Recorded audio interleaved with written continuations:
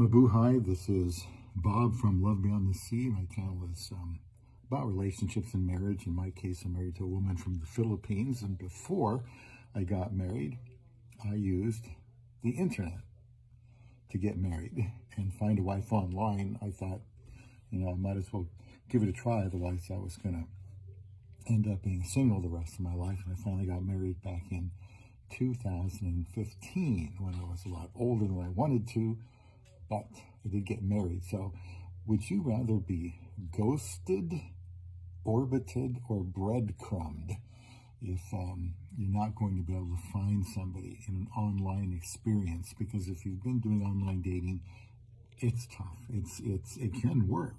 We probably all know somebody that found somebody online, and even if it wasn't a Filipina, but it's hard, and it takes a lot of patience and perseverance. And these terms I just find interesting: ghosted, orbited, and breadcrumbed. And this is from a study. I'm not going to read much on that because there's no time for it. But the studies are about 20 years old, but showed people prefer receiving negative attention over being ignored entirely. And when you're doing online dating, you probably feel often like you are being ignored entirely, and even a little something here or there, or you had something going and then it stopped and you're kind of wondering where you are.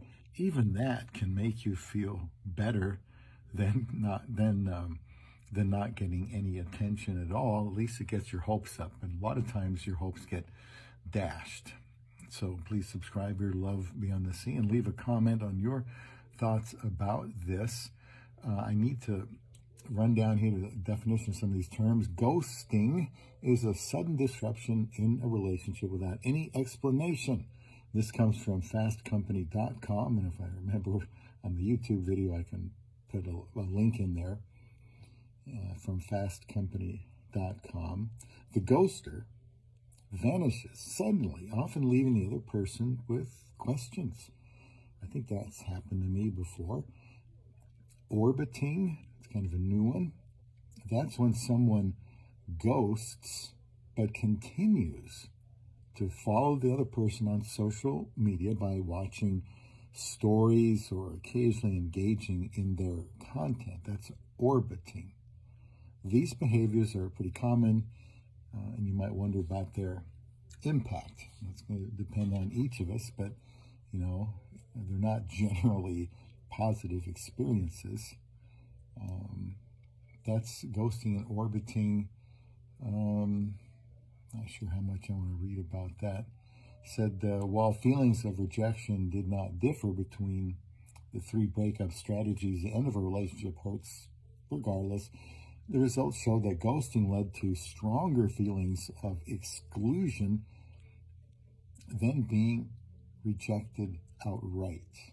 People in the ghosting category were also more likely to feel that their basic needs of belonging, self-esteem,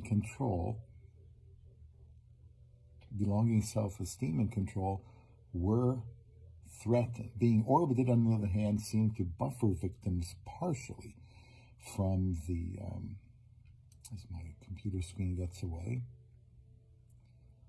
about being orbited. I guess I'm going to start over.